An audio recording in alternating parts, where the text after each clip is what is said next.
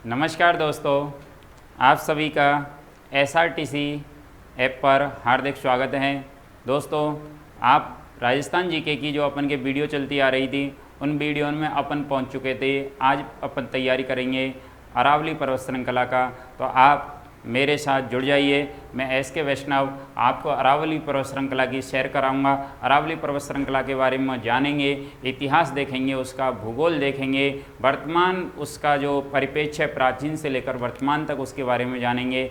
क्या उसके उपनाम हैं, क्या उसका विस्तार है, क्या उसका महत्व है, वो किस प्रकार से हमारी जलवायु को विभाजन में काम करता है और उसे अलग अलग क्षेत्रों में अलग अलग नामों से कौन कौन से नामों से जाना जाता है, कितनी उसकी ऊंचाई है, कौन कौन सी उसकी ऊंची चोटियां हैं, इन्हीं सब के बारे में आज अपन विस्तार से पढ़ेंगे। और दोस्तों, अगर आपने ये वीडियो देखी तो अरावली से आने वाला कोई भी प्रश्न आपका गलत नहीं होगा। और अपन का उद्देश्य केवल ये है कि जितने भी राजस्थान जीके के प्रश्न आए उनमें से बटे नंबर आए। कहने का मतलब 100% नंबर अपन को प्राप्त करने हैं, तभी जाकर आगे की प्रतियोगी परीक्षा, राजस्थान की जितनी प्रतियोगी परीक्षाएँ जिनमें राजस्थान जीके आती है उनमें अपन देखेंगे। आप हमारा यहाँ से आज देख रहे अपन अरावली पर्वत श्रृंखला। तो दोस्तों, अरावली के बारे में पूरी जानकारी लेंगे। अरावली पर्वत श्रृंखला, सबसे पहले मैं इसके बारे में बता देता हूँ, फिर इसके उपनामों के बारे में जानेंगे, फिर इसके आगे। आपसे सबसे पहले तो ये होना चाहिए कि अरावली पर्वत श्रृंखला है, यह विश्व की सबसे प्राचीन पर्वत श्रृंखला है। सबसे प्राचीन पर्वत श्रृंखला है दोस्तों। बिल्कुल, जितने भी दोस्त हैं सभी जल्दी से जल्दी जुड़ जाइए, जिससे कि आगे अपन इसकी चर्चा करें। दोस्तों, मज़ा आएगा अरावली को पढ़ने में, और आप एक एक करके नहीं अरावली के बारे में पूरी जानकारी देखते जाएंगे। तो आप सबसे मैं जुड़ा हुआ हूँ, आपके सभी के मैं कमेंट भी पढ़ूंगा, तो आप एक साथ जुड़े रहिए। तो विश्व की सबसे प्राचीन पर्वत श्रृंखला कौन सी है दोस्तों? अरावली पर्वत श्रृंखला है। अगर आपसे पूछ लिया जाए अरावली पर्वत श्रृंखला, अगर मान लीजिए समय के आधार पर देखना चाहे तो ये कौन से युग की है, तो ये है प्री कैम्बियन युग की। दोस्तों, कौन से युग की है? प्री कैम्बियन युग की मानी जाती है।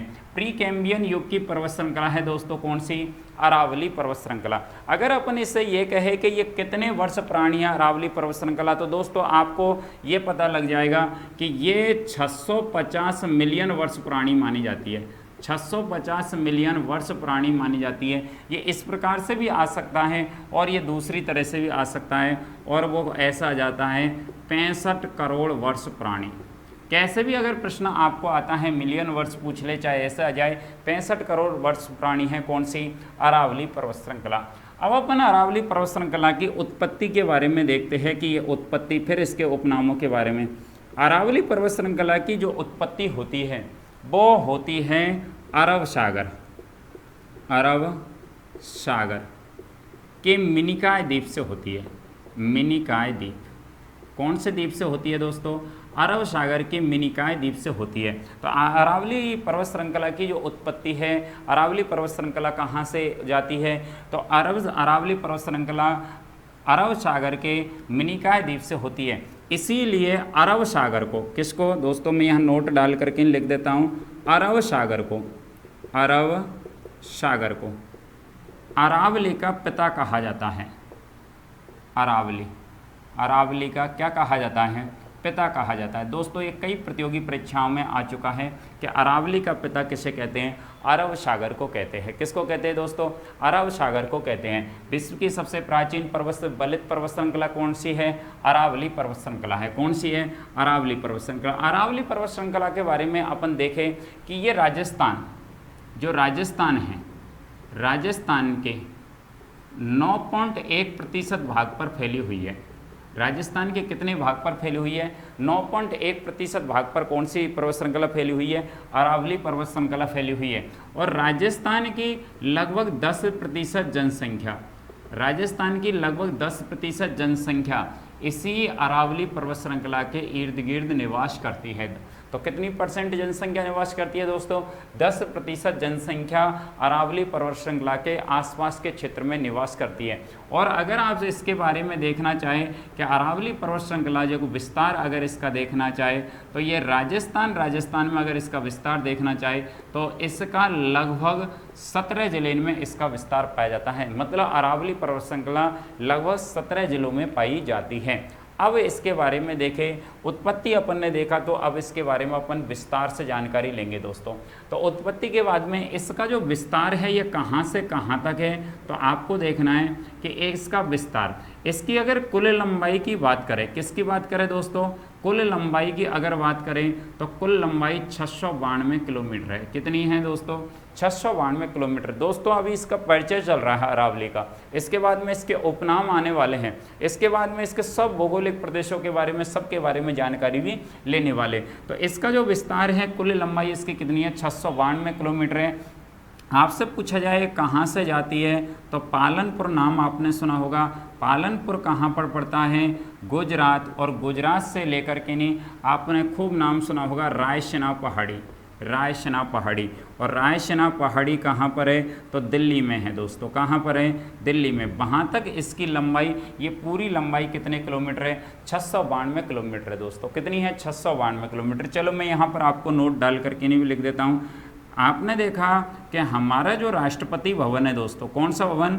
राष्ट्रपति भवन। पहले आपको यहाँ कुछ समझने की ज़रूरत हो रही है दोस्तों कि हमारे जो राष्ट्रपति के निवास स्थल है ना, वो 3 है दोस्तों।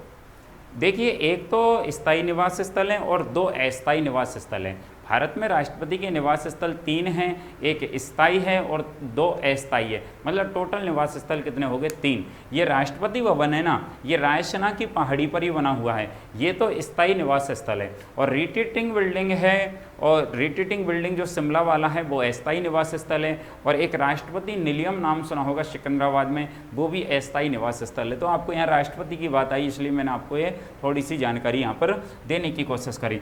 राष्ट्रपति भवन है वो कौन सी पहाड़ी पर ही है? रायसीना पहाड़ी पर है। और रायसीना पहाड़ी पर कहाँ पर है? ये दिल्ली में ही है दोस्तों। तो आपसे प्रश्न आ जाता है, ये अरावली पर्वत श्रृंखला का अंतिम छोर माना जाता है कौन सा? रायसीना की पहाड़ी। अभी मैं इसके बारे में राजस्थान से संबंधित बातें करता हूं, तो आप देखेंगे, इसको मिटा देता हूं दोस्तों, रब कर देता हूं, सबके समझ में आ रहा होगा। लाइक करते जाइए, अगर वीडियो आपके समझ में आ रही हो तो आप इस वीडियो को लाइक करें और अपने दोस्तों को ज़्यादा से ज़्यादा बताएं। देखो दोस्तों, ये अपना परिचय चल रहा है। अरावली पर्वत श्रृंखला विश्व की सबसे प्राचीन पर्वत श्रृंखला मानी जाती है। कौन से युग की है? प्री कैम्ब्रियन युग की मानी जाती है। 650 मिलियन वर्ष पुरानी मानी जाती है, या इसे 65 करोड़ वर्ष पुरानी भी कह सकते हैं। उत्पत्ति इसकी अरब सागर से होती है, अरब सागर के मिनिकॉय द्वीप से होती है दोस्तों। इसलिए अरब सागर को अरावली का क्या कहा जाता है? पिता कहा जाता है। राजस्थान का देखो दोस्तों, ये इस प्रकार से भी आ जाता है कई बार, ये राजस्थान का 9% भाग भी आ जाता है, और वैसे इसका सही जवाब है 9.1।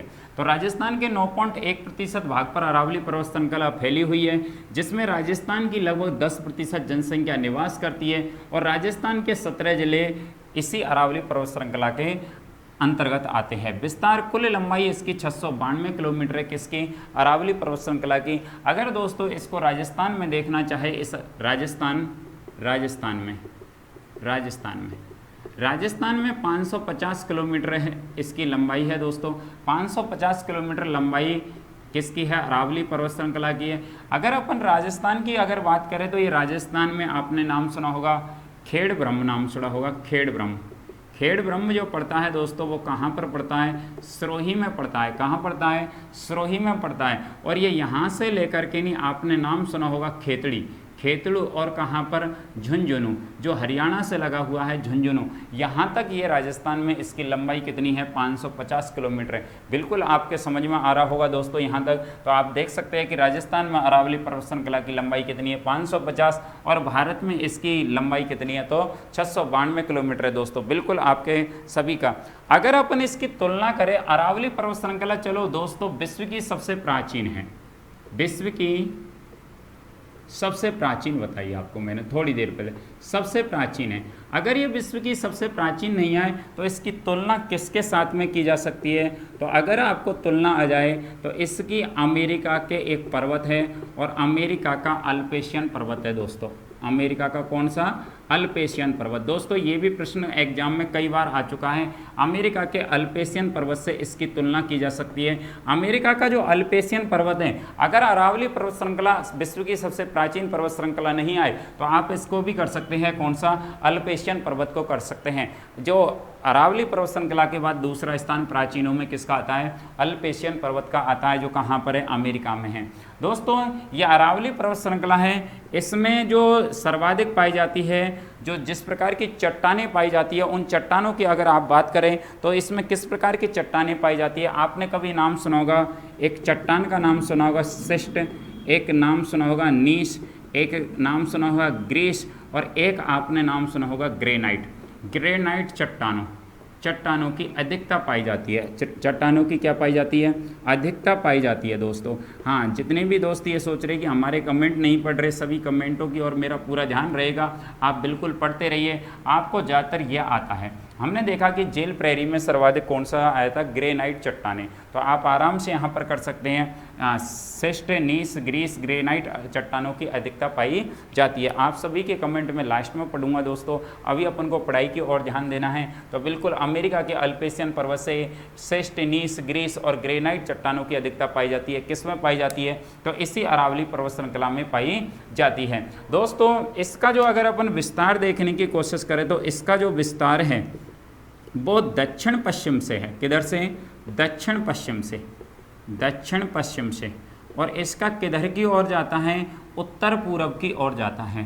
तो आपसे प्रश्न आ जाता है कि अरावली का जो विस्तार है वो कौन सी दिशा से किधर की ओर है, तो दक्षिण पश्चिम से है। एग्जाम्पल के लिए मैं आपको एक नक्शा मानचित्र बना करके नहीं बता रहा हूँ दोस्तों, ये आपको दिख रहा होगा, नज़र आ रहा होगा, ये भारत है दोस्तों। ये पूरा अपन ने एक छोटा सा मानचित्र बनाया है दोस्तों, ये भारत का है, ये भारत का मानचित्र है। यहाँ पर इस प्रकार से ये राजस्थान वाला जो है ये भूभाग अपन के, तो ये इस प्रकार से आ रही है दोस्तों, इस प्रकार से जा रही है। ये तो अरावली पर्वत श्रृंखला इस प्रकार से जा रही है। तो आपने देखा कि इधर की तरफ पूरब होता है, इधर की तरफ पश्चिम होता है, इधर की तरफ उत्तर होता है, इधर की, तो ये जो अपन का भाग हुआ वो कौन सा हुआ, दक्षिण पश्चिम। तो दक्षिण पश्चिम से किधर की ओर जा रही है, उत्तर पूरब की ओर जा रही है। तो दक्षिण पश्चिम से इसका भाग किधर की ओर जाता है दोस्तों, उत्तर पूरब की ओर जाता है। एक बार कमेंट करके नहीं बताएंगे, यहाँ तक आपके बिल्कुल समझ में आ गया होगा। अब अपन अरावली पर्वत श्रृंखला पर विस्तार से चर्चा भी करेंगे।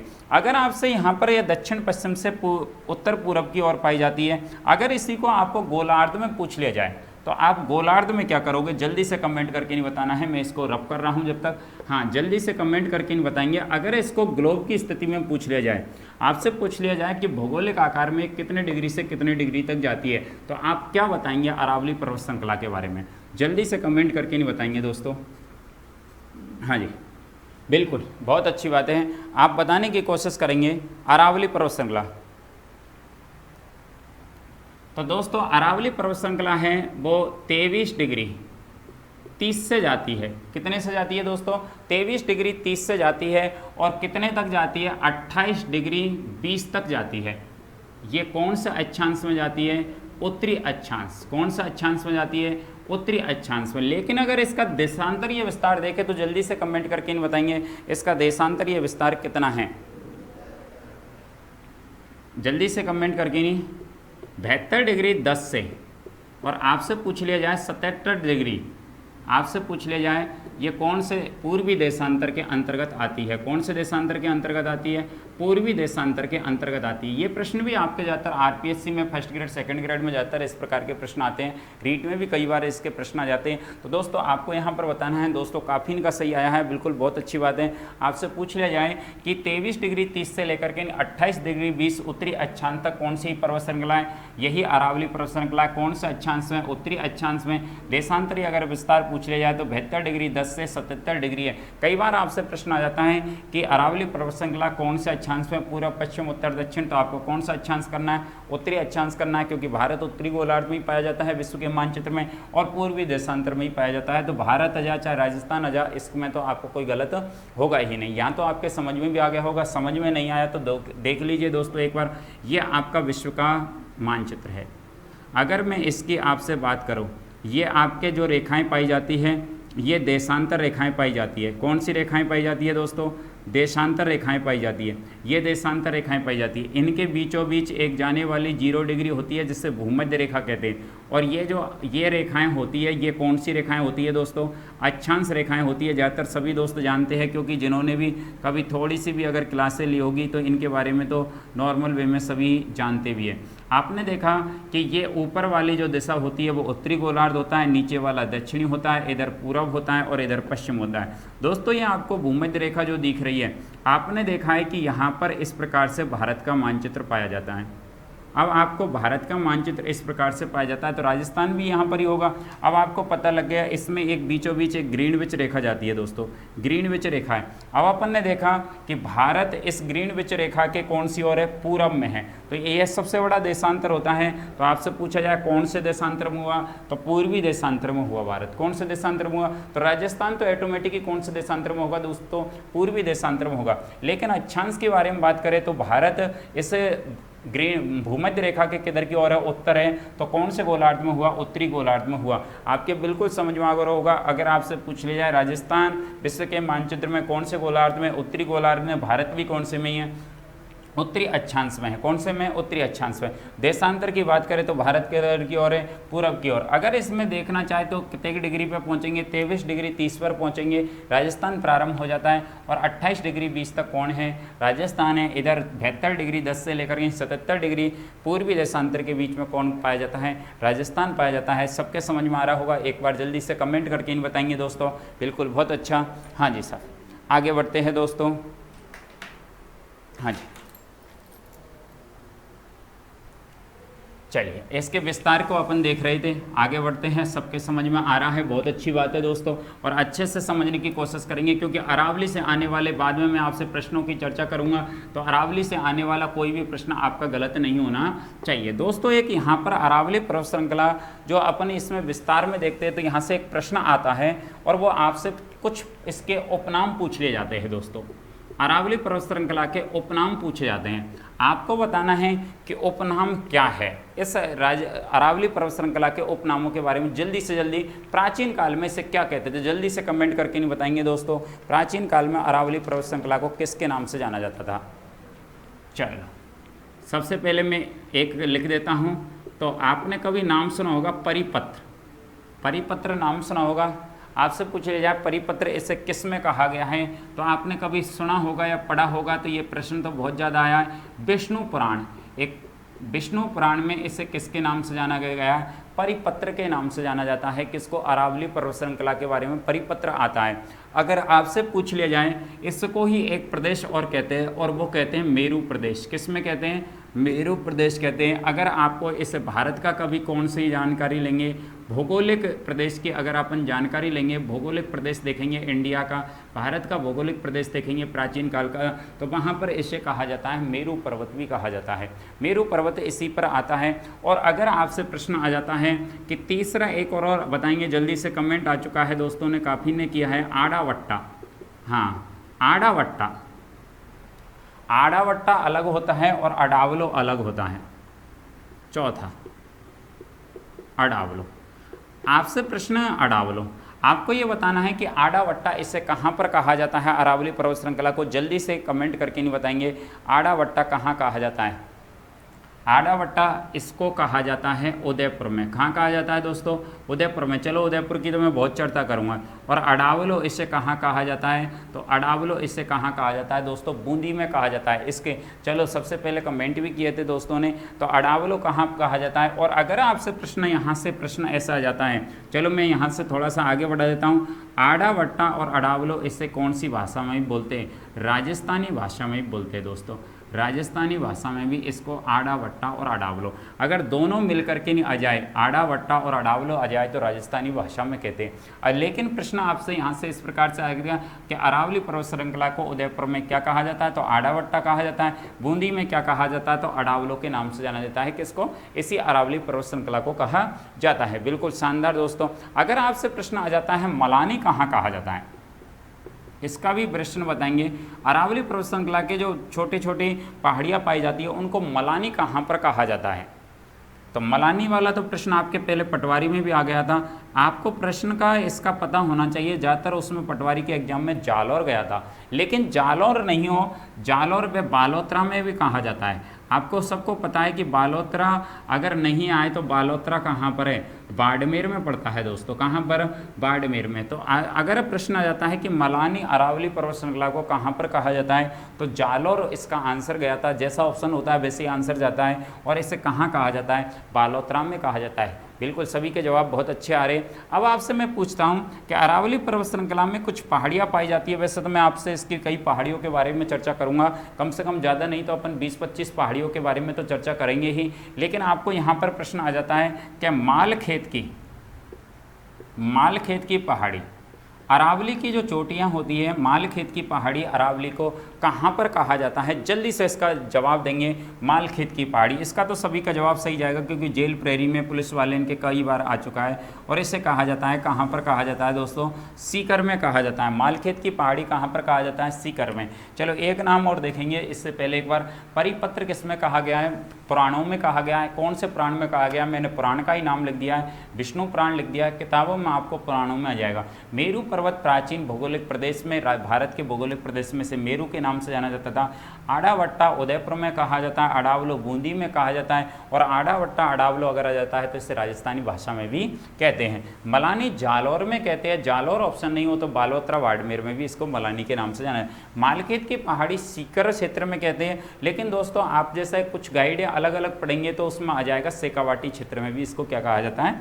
मालखेत की पहाड़ी कहा जाता है। तो क्योंकि सीकर, चूरू, झुंझुनू उसी में आता है, शेखावाटी क्षेत्र में ही आता है, तो यहाँ पर वो भी कर सकते हैं। लेकिन अगर आपसे प्रश्न आ जाता है कि एक आती है सुंडा की पहाड़ी, इसका तो जवाब सब देंगे। सुंडा की पहाड़ी कहाँ पर कहा जाता है? अरावली की पर्वत श्रृंखला को कहाँ पर सुंडा की पहाड़ी कहा जाता है? जवाब दिया दोस्तों ने? नहीं दिया तो मैं बता दूं।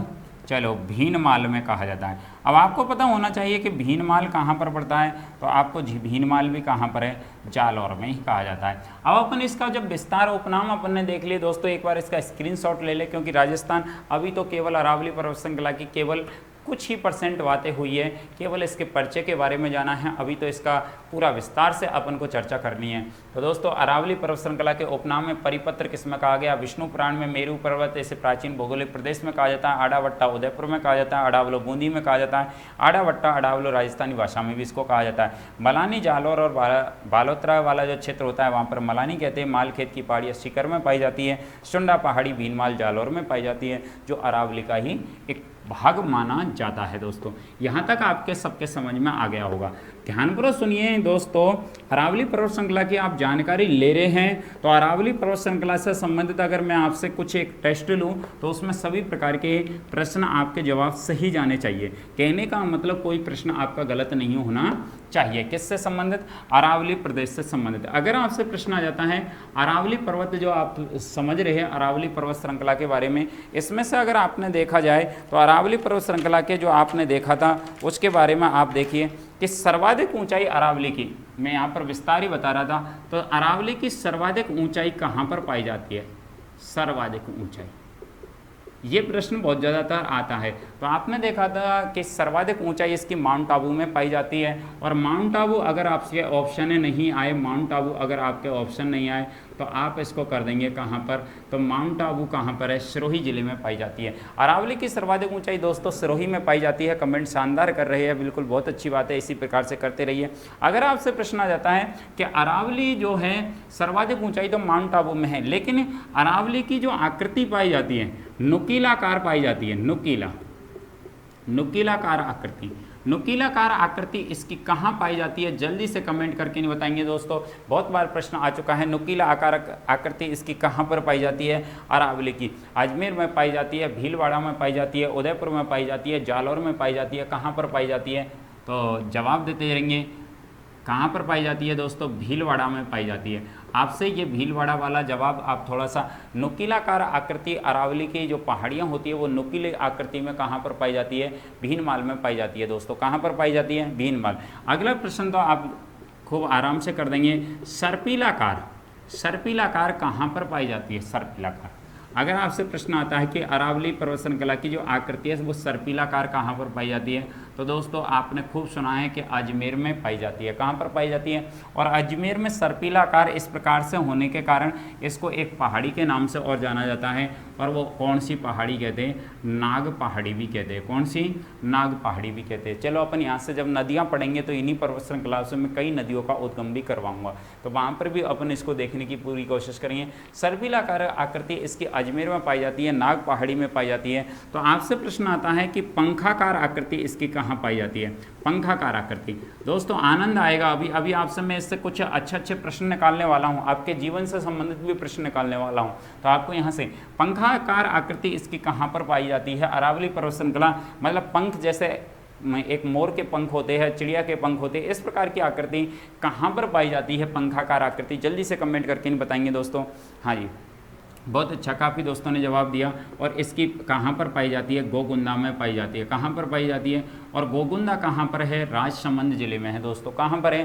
गोगुंदा में। तो गोगुंदा में इसकी आकृति कैसी पाई जाती है? पंखाकार आकृति पाई जाती है। अगर आपसे पूछ लिया जाए कि अरावली का सर्वाधिक विस्तार कहाँ पर है? सर्वाधिक विस्तार, अगर अरावली पर्वत श्रृंखला का सर्वाधिक अगर विस्तार की बात करें तो सर्वाधिक विस्तार इसका किस जिले में पाया जाता है? तो अरावली पर्वत श्रृंखला का उदयपुर जिले में सर्वाधिक विस्तार पाया जाता है। अगर अपन सबसे कम विस्तार कहाँ पर पाया जाता है इसका? सबसे कम विस्तार अगर अरावली पर्वत श्रृंखला की बात करें कि सबसे कम विस्तार इसका कहाँ पर है, तो सबसे कम विस्तार इसका पाया जाता है। और वो किस जिले में पाया जाता है? अजमेर में पाया जाता है दोस्तों। आप एक बार इसको देखने की पूरी कोशिश करेंगे। आपसे पूछ लिया जाए पहली लाइन सर्वाधिक ऊंचाई इसकी कहाँ पर है? माउंट आबू में, जिसको आपको थोड़ी देर में बताने वाला हूँ। गुरु शिखर सबसे ऊंचा पर्वत है, अरावली पर्वत श्रृंखला का है, अपन उसके बारे में देखेंगे।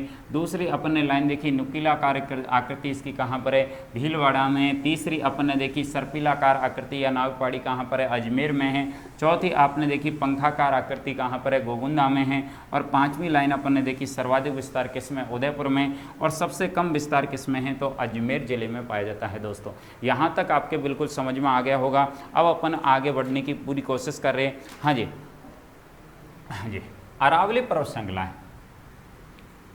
आपने देखा था अरावली जो पर्वत श्रृंखला है, अरावली पर्वत श्रृंखला, इसको एक और कहा जाता है योजना प्रदेश कहा जाता है।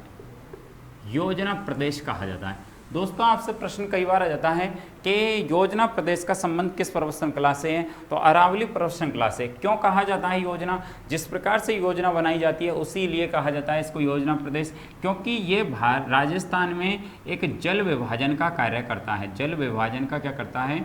कार्य करता है। तो आपसे प्रश्न आता है कि जल विभाजन का कार्य कौन सी करती है? अरावली पर्वत श्रृंखला करती है। और ये मानसून के समानांतर भी पाई जाती है। किसके समानांतर? मानसून के। कैसे पाई जाती है? समानांतर पाई जाती है। इस कारण से मानसून पश्चिमी भाग में नहीं जा पाते हैं और पश्चिमी भाग में बरसात नहीं होती है, इसलिए वो प्रदेश कहलाता है मरुस्थलीय प्रदेश। और इसके पूर्वी दक्षिण पूर्वी प्रदेश में ही क्या होती है? बरसात होती है। और ये मानसूनों को उत्तर की ओर भेज देती है, इसलिए इसे मानसून के समानांतर पाई जाती है। इसलिए अरावली पर्वत श्रृंखला को योजना प्रदेश के नाम से भी जाना जाता है, जो आपके आरएस में भी ये प्रश्न आया था कि अरावली पर्वत श्रृंखला को योजना प्रदेश के किसको योजना प्रदेश के नाम से जाना जाता है? तो अरावली पर्वत श्रृंखला को योजना प्रदेश के नाम से जाना जाता है, क्योंकि ये जल विभाजन का कार्य भी करती है और मानसून के क्या भी पाई जाती है? समानांतर पाई जाती है। इसलिए राजस्थान को भौगोलिक प्रदेश की दृष्टि से दो भागों में बांट देती है। एक तो हो जाता है अरावली के जो उत्तर पश्चिम वाला जो प्रदेश है वो मरुस्थलीय प्रदेश हो जाता है, और एक हो जाता है कि दक्षिण पूर्वी प्रदेश है वो गैर मरुस्थलीय प्रदेश बन जाता है। तो आपने यहाँ तक देखा था अबुल फजल ने इसे क्या कहा था? अरावली पर्वत श्रृंखला को अबुल फजल ने क्या कहा था? कौन बताएगा जल्दी से कमेंट करके? नहीं, अबुल फजल। अबुल फजल का तो नाम सुना होगा दोस्तों। अबुल फजल ने अरावली पर्वत श्रृंखला को ऊंट की गर्दन की संज्ञा दी। ऊंट की क्या दी थी? गर्दन की क्या दी थी दोस्तों? संज्ञा दी थी। तो अबुल फजल ने अरावली पर्वत श्रृंखला को ऊंट की गर्दन की क्या दी थी? संज्ञा। आपसे प्रश्न ऐसा आएगा अरावली पर्वत श्रृंखला को ऊंट की गर्दन की संज्ञा देने वाला जो इतिहासकार था, विद्वान था, वो कौन था? तो आपको कर देना है कौन था दोस्तों? अबुल फजल था। आगे बढ़ते हैं दोस्तों, इसको मैं रब कर देता हूँ, आगे बढ़ेंगे जिससे कि अपन इसके बारे में सर्वाधिक चर्चा भी करेंगे दोस्तों। तो आगे बढ़ते हैं दोस्तों। हाँ जी,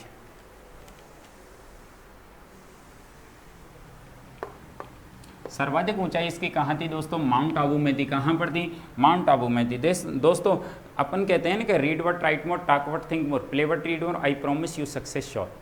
रीड वट राइट मोर, पढ़ो लेकिन लिख करके नहीं। आप जितने भी दोस्त मेरी वीडियो को देख रहे हैं सब पेन कॉपी लेकर के नहीं बैठा करो, और पेन कॉपी लेकर के नहीं, जो लाइन अपन पे नहीं आती है उसको तुरंत लिख ले, क्योंकि तभी जा करके नहीं अच्छे नंबर अपन प्राप्त कर सकते हैं और प्रतियोगी परीक्षा में ज़्यादा से ज़्यादा अंक प्राप्त कर सकते हैं। क्योंकि वर्तमान ज़माने में दोस्तों सभी पढ़ते हैं, चाहे वो किसी प्रकार का जो स्टूडेंट है, अगर उसे कोई प्रतियोगी परीक्षा पास करने की लालसा है तो वो पढ़ाई करता है। उसमें इतनी बड़ी भीड़ से हमको कैसे हम आगे निकले, इसके लिए एक अपन के सबसे बड़ी रणनीति का होना अति आवश्यक है। आप कोई भी वीडियो देखो, जैसा अरावली पर्वत श्रृंखला की आप वीडियो देख रहे, तो इस वीडियो को आप पूरी देखो और इसके बाद आने वाली वीडियो को भी देखो, क्योंकि हो सकता है कि इसमें से कुछ, अगर मान लीजिए जैसा टाइम अपन का पूरा हो जाता है और कुछ बच जाता है, तो अगले में हम इसको अरावली पर्वत श्रृंखला को दूसरे पार्ट में हम पूरा भी आपको करा देते हैं। तो आपको लगातार वीडियो देखते रहना है और कोई सी वीडियो को नहीं छोड़ना है, बिल्कुल छोटे से लेकर के नहीं। जैसे मान लीजिए जल विभाजन का कार्य भी नॉर्मल प्रश्न है, मानसून के समानांतर है, नॉर्मल है, लेकिन दोस्तों हम छोटे से लेकर के बड़े प्रश्न तक आपको ले जाएंगे और इसीलिए आपको पता होगा कि गंगापुर सिटी से सर्वाधिक सिलेक्शन होते हैं। दोस्तों आप गंगापुर सिटी का हर ज़िले में, राजस्थान के और भारत के हर डिस्ट्रिक्ट में स्टूडेंट पाया जाता है। उसका कारण क्या है ये आप आगे जानोगे जब हमारा पूरा कोर्स पढ़ोगे। नुकीलाकार आकृति इसकी कहाँ पाई जाती है? भीलवाड़ा में पाई जाती है। सर्पिलाकार आकृति इसकी अजमेर नाग पहाड़ी में पाई जाती है। पंखाकार आकृति इसकी गोगुंदा राजसमंद में पाई जाती है। सर्वाधिक विस्तार अरावली का उदयपुर जिले में है। सबसे कम विस्तार अजमेर में है और अजमेर को राजस्थान का हृदय भी कहा जाता है। अरावली पर्वत श्रृंखला को योजना प्रदेश के नाम से भी जाना जाता है, क्योंकि ये जल विभाजन का कार्य भी करता है और मानसून के समानांतर भी पाया जाता है। अबुल फजल ने अरावली पर्वत श्रृंखला को ऊँट की गर्दन की क्या दी है दोस्तों? संज्ञा दी है। अगर कभी कभी आपसे ऊंची चोटियों के बारे में पूछ लिया जाए और आपसे अगर इस प्रकार का पूछ लिया जाए तो आप क्या करेंगे? हाँ जी, चलो एक प्रश्न और आता है। मैंने अबुल फजल बोला तो कर्नल जेम्स टॉड ने, राजस्थान इतिहास का जनक पढ़ा है ना आपने, colonel James Tod. Colonel James Tod ने अरावली के बारे में क्या कहा? चलो आप कहेंगे कि साहब कर्नल जेम्स टॉड ने एक था गुरु शिखर, कौन सा? गुरु शिखर, जो सबसे ऊंची चोटी है। गुरु शिखर को इसने कहा था संतों का शिखर। बिल्कुल बात आपकी ये सही है कि गुरु शिखर को इसने किसका कहा था? संतों का शिखर कहा था। किसको? अरावली पर्वत श्रृंखला के गुरु शिखर को कर्नल जेम्स टॉड ने संतों का शिखर कहा था। लेकिन मैं आपसे ये कहना चाहता हूँ कि हिंदू ओलंपस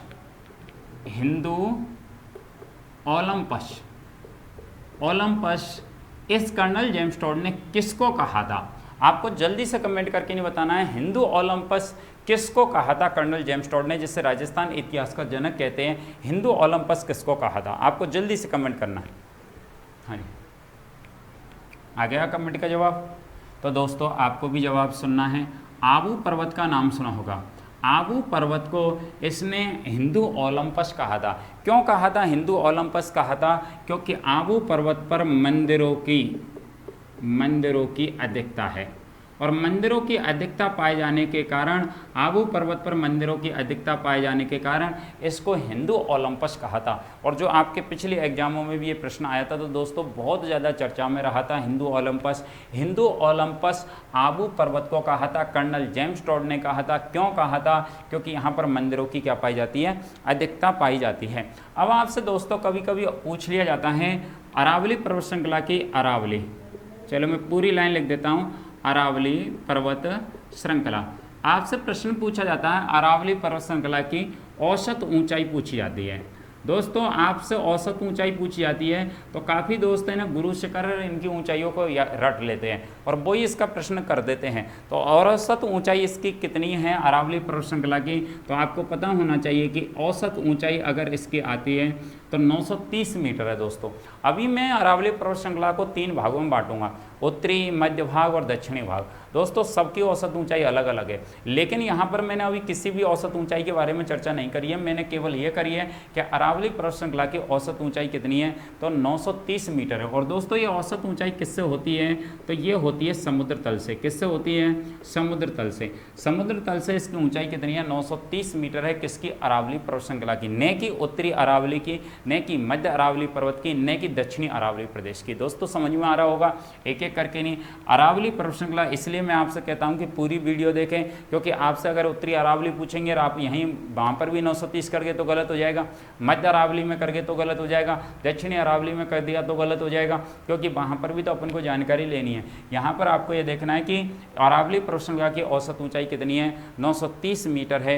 अगर आपसे पूछा जाए कि ये कितने क्षेत्रफल पर फैला हुआ है राजस्थान में, तो आपने देखा कि 9.1% भाग पर कौन फैला हुआ है, अरावली पर्वत श्रृंखला फैली हुई है। अगर आपसे पूछ ले जाए कि अरावली पर्वत श्रृंखला जो क्षेत्र है उसमें राजस्थान की कितने प्रतिशत जनसंख्या निवास करती है, तो आपको थोड़ी देर पहले भी मैंने इसके बारे में चर्चा करी कि राजस्थान की कुल जनसंख्या का 10% जो जनसंख्या वो इसी में निवास करती है। अरावली पर्वत श्रृंखला के अंतर्गत राजस्थान के कितने जिले आते हैं, तो प्रत्यक्ष और अप्रत्यक्ष रूप से 17 जिले आते हैं। और वैसे ये ऑप्शन पर निर्भर करता है कि ऑप्शन में किस प्रकार के ऑप्शन है, जैसा ऑप्शन हो उसी प्रकार से आपको जवाब देना है दोस्तों। तो यहाँ तक आपने देखा था। अगर इसको अपन देखना चाहे तो दो भौतिक रूप से अरावली पर्वत श्रृंखला को कितने भागों में विभाजित किया जाता है, 2 भागों में विभाजित किया जाता है। और एक कहलाता है कौन सा प्रदेश, मरुस्थलीय प्रदेश कहलाता है। कौन सा, इसके जो उत्तर पश्चिम वाला जो प्रदेश पाया जाता है वो कौन सा है, मरुस्थलीय प्रदेश, उत्तरी पश्चिमी भाग। चलिए ये, और एक दूसरा पाया जाता है गैर मरुस्थलीय प्रदेश, मरुस्थलीय प्रदेश। दोस्तों ये दोनों भी एग्जाम में आ चुके हैं, तो ये आपको कौन सा आएगा और ये कौन सा आ जाएगा अपन के, दक्षिण पूर्वी प्रदेश। अरावली के दक्षिण पूर्वी प्रदेश कौन सा कहलाता है, गैर मरुस्थलीय। तो भौतिक रूप से इसको कितने भागों में बांटा जाता है, 2 भागों में बांटा जाता है। जबकि इसको भौगोलिक दृष्टि से और एक तरह से शिक्षा की दृष्टि से अगर इसे देखें, मतलब अध्ययन की दृष्टि से अगर देखें, तो इसे 3 भागों में बांटते हैं, उत्तरी अरावली, मध्य अरावली और दक्षिणी अरावली। लेकिन भौतिक रूप से अगर पूछ लिया जाए तो 2 भागों में बांटा जाता है, मरुस्थलीय प्रदेश और गैर मरुस्थलीय प्रदेश के रूप में बांटा जाता है। उत्तर पश्चिमी भाग वाला तो कौन सा प्रदेश कहलाता है, मरुस्थलीय प्रदेश। अरावली पर्वत श्रृंखला के बाद में मरुस्थलीय प्रदेश के बारे में मैं आपसे बहुत अच्छी चर्चा करूंगा। वहाँ पर मरुस्थलीय प्रदेश पर कम से कम 1 या 2 वीडियो आपको बनाऊंगा, 2 घंटे 3 घंटे आराम से खूब चर्चा होगी। दूसरा है गैर मरुस्थलीय प्रदेश, इस पर भी खूब दोस्तों चर्चा होगी। तो अपन को ये दोनों ही आपको देखना है। अब आपको ये कहना है कि ये भौतिक रूप से जो अरावली पर्वत श्रृंखला होती है दोस्तों, अरावली पर्वत श्रृंखला ये हमारे एक महान जल विभाजन का कार्य करती है, जल विभाजन का कार्य करती है। कौन सी करती है, अरावली पर्वत श्रृंखला। क्योंकि इसके जो उत्तर पश्चिम से जो नदियां निकलती है, अरावली के उत्तर पश्चिम से जो नदियां निकलती है, उत्तर पश्चिम से नदियां जो निकलती हैं, निकलती है वे अरब सागर में गिरती है। वे किस में गिरती है दोस्तों, अरब सागर में गिरती है। वैसे मैं इसको नदियां जब पढ़ाऊंगा तो और भी इसकी चर्चा करूंगा, उस समय भी अरावली के बारे में जानकारी आएगी। और अरावली के दक्षिण पूर्वी प्रदेश में जो नदियां रहती है, ज़्यादातर दक्षिण पूर्वी प्रदेश से जो नदियां निकलती है वो ज़्यादातर कौन सी खाड़ी में गिरती है, बंगाल की खाड़ी में गिरती है। इसको अपन डायग्राम से भी समझने की कोशिश करेंगे, क्योंकि यहाँ पर मैं आपको ट्रिकों का भी प्रयोग करूँगा कि कौन सी नदियाँ तो बंगाल की खाड़ी में गिरती है और कौन सी नदियाँ अरब सागर में गिरती है, जिसको मानचित्र के आधार पर भी देखेंगे, मेथड के आधार पर भी देखेंगे, ट्रिकों के आधार पर भी देखेंगे। तो ये अरावली पर्वत श्रृंखला वाला जो टॉपिक है वो आगे जाकर के भी अच्छे ढंग से क्लियर होगा दोस्तों। तो अब अपन यहाँ से देख रहे थे, अपन ने इसके बारे में देखा था, अरावली पर्वत श्रृंखला के बारे में देख रहे थे कि कर्नल जेम्स टोड ने इसे गुरु शिखर कहा और हिंदू ओलंपस भी इसने कर्नल जेम्स टोड ने कहा आबू पर्वत को कहा, क्योंकि मंदिरों की अधिकता पाई जाती है। अरावली पर्वत श्रृंखला की औसत ऊंचाई कितनी होती है दोस्तों, 930 मीटर होती है, जो समुद्र तल से होती है। मैं आपसे इसके बारे में ऊंची चोटियों के बारे में जानकारी आपको नज़र आ रहा होगा दोस्तों ऊंची चोटियाँ। एक बार मैं देख लेता हूँ कैमरे में, आपको नज़र आ रहा है क्या ऊंची चोटियाँ? बिल्कुल दोस्तों, ऊंची चोटियाँ खूब आराम से नज़र आ रहा है। मैं यहाँ पर एक ट्रिक लिख रहा हूँ दोस्तों, गुरु से जरा आशा रखो। सबने सुनी होगी, अगर कभी भी तैयारी करी होगी तो ये तो आपने आराम से सुनी होगी। खूब नाम सुना होगा कि अरावली पर्वत श्रृंखला की सबसे ऊंची चोटी का नाम क्या है? गुरु शिखर है दोस्तों। कौन सा है? गुरु शिखर है। और आपको पता होना चाहिए कि गुरु शिखर कौन से ज़िले में पाया जाता है? सिरोही ज़िले में पाया जाता है गुरु शिखर, और जिसकी 1727 मीटर ऊंचाई है। जिसकी ऊंचाई कितनी है दोस्तों? 1727 मीटर ऊंचाई है। और इसी गुरु शिखर को कर्नल जेम्स टोड ने क्या कहा था? इसी को कहा था कौन सा? संतों का शिखर कहा था। किसका शिखर कहा था? संतों का शिखर कहा था। किसको कहा था? गुरु शिखर को ही कहा गया था संतों का शिखर। और आपको पता होना चाहिए गुरु शिखर कहाँ पर है, तो यही सिरोही जिले में है दोस्तों। कौन से में? सिरोही जिले में। आपने नाम सुना होगा शेर का भी नाम सुना होगा, गुरु शिखर शेर। शेर भी कहाँ पर पाया जाता है? सिरोही में ही पाया जाता है। आपने नाम सुना होगा जरगा का नाम सुना होगा, जरगा का, जरगा। आपने अचलगढ़ का भी नाम सुना होगा, अचलगढ़ का नाम सुना होगा, अचलगढ़ का। आपने रघुनाथगढ़ का भी नाम सुना होगा, रघुनाथगढ़ का, जो रघुनाथगढ़ सीकर में है। और खोका भी नाम सुना होगा जो आपके जयपुर में है दोस्तों। तो आपको पता होना चाहिए कि शेर कहाँ पर है, तो शेर सिरोही में पाया जाता है। अगर आपसे पूछ लिया जाए जरगा कहाँ पर है, तो जरगा कहाँ पर पाया जाता है? उदयपुर में है। अचलगढ़ कहाँ पर है दोस्तों? तो अचलगढ़ कौन से में? सिरोही में। रघुनाथगढ़ कहाँ पर है? तो रघुनाथगढ़ कहाँ पर है? सीकर में है। और खो कहाँ पर की, कहाँ की चोटी है? तो जयपुर की चोटी है। तो दोस्तों अगर आपसे पूछा जाए कि सबसे ऊंची चोटी कौन सी है, तो गुरु शिखर है, शेर है, जरगा है, अचलगढ़ है, रघुनाथगढ़ है और खो है। तो ये अपन ने देखने की पूरी कोशिश करी दोस्तों। तो आपको पता होना चाहिए गुरु शिखर जो है सबसे ऊंची चोटी है।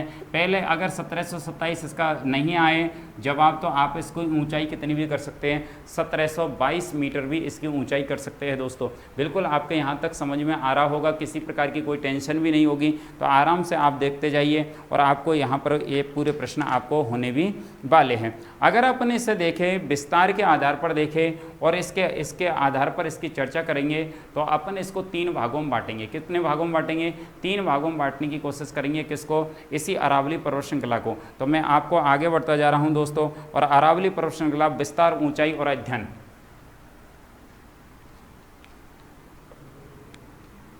देखिए दोस्तों मज़ा आ रहा होगा।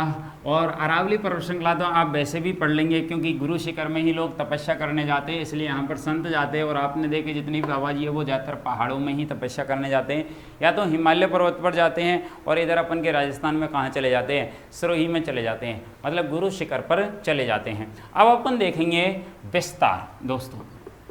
ये जो मोस्ट है विस्तार, और आपको विस्तार भी देख सकते हैं, ऊंचाई भी देख सकते हैं।